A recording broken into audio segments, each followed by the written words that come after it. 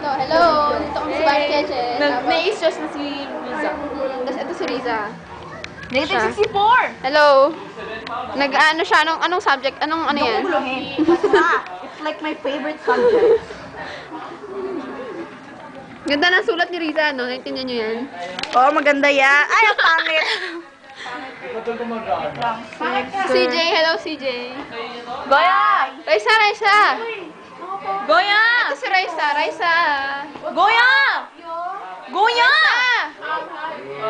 Video to. Hi. Michael!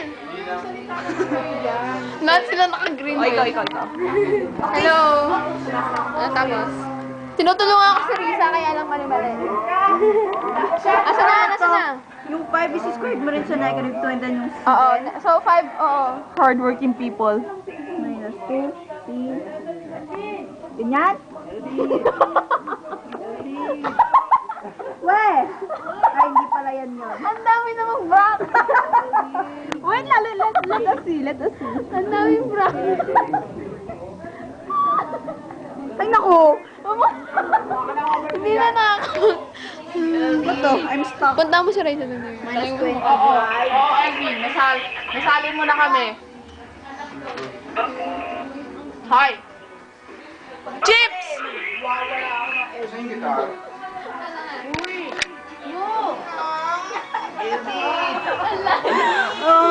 Ang layo! Ang layo na sagot mo. Bakit ganon? Hindi, wala lang din, di ba? Nakalagay C2 over 25. 25, di ba? Ha? Sagot. Supot ko. Layo mo na yan. Bigla lang yung kamay ko may square, oh. Nakahiya Pag naman. na... Compare mo na yung sagot sa likod. No, kailangan ko maintindihan to. Kuya, hindi makahinga yung pa ako. Video mo. Video mo. Goya, tulong mo dito. Raisa! Ate! Kailangan ng help mo.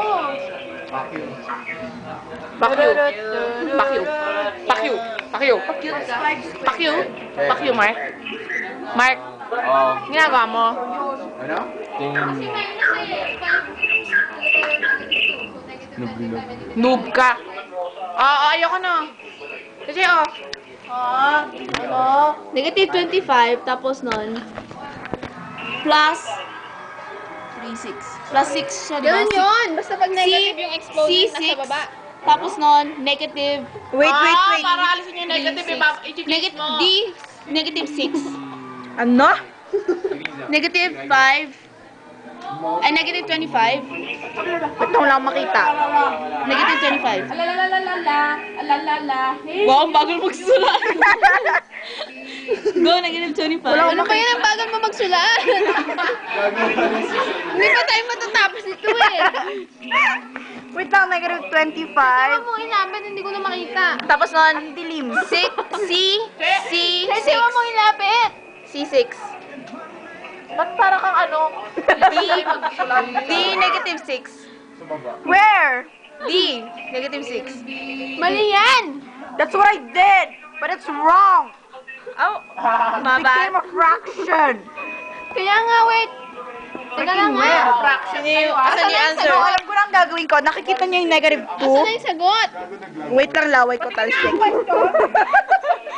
Ay, ba't ko sinabi yun? Tama na yun, Rize. Basta ipalit mo lang, ipalit-palit mo. Lagay mo ulit yung sagot, negative 25. Hindi, may negative kasi kaya iswap mo Kaya siya. nga eh. Ang kulit naman ito. negative. Hindi pa nga tapos C6. eh. Yun din answer ko eh. C6. D minus 6. O, baba Tapos mo yung... C6 over negative 25, D6. Bakit ganon? Kasi nga, Kasi yung negative yung sa baba. Wag nang negative. Hindi na siya negative, positive na yan. Ano nangyari sa exponents ko? Ang kulit nito ah. D. D6. Yan, tapos na yan. Tama ako, tinan mo, tama tayo. Asan yung answer? Asan yung answer? Bakit binring down yung mga Wait lang, kasi kaya nga yun nga para maging positive. over there. Ganun yun. Alam nyo? Mawawala kayong kwenta, tatanungin ko teacher ko. Bala ka, tinan mo. Ganun yan. Tama sa Ate Lisa. Bakit binring down? Kasi nga, Kasi nga, ayaw na negative itaas. nga. Ang isang ano sa math, ayaw ng mga math ang negative exponents. Kaya pinababa nila ang ginagawa ng fraction. Sine-change nila para mawala yung fraction. Eh, bakit nga ganun? Kasi ganun! Kung sino mang gumawa ng math, ganun, yun. Tama na, 71 na. Kunyari 5 minus exponent 2. Paano magiging, please stop the freaking thing. Eh, di... Wala yan, walang kwenta. Ano ka naman, alagay mo lang 5, 2, hindi naman pwede yun. 1 over 5, 2 yun. 5 over 1, Sige, bye-bye na. Bye-bye. Magbabay ka. Bye, bye, bye. Ate, bye-bye. Bye, bye, bye, bye. Bye. Bye-bye. Bye. Bye! Ay, bye. Bye, Jay. O, lagay mo na sa mukha mo. Hindi ka kayo lagi sa... Bye, Che! Bye. Bye! Nagsi naman.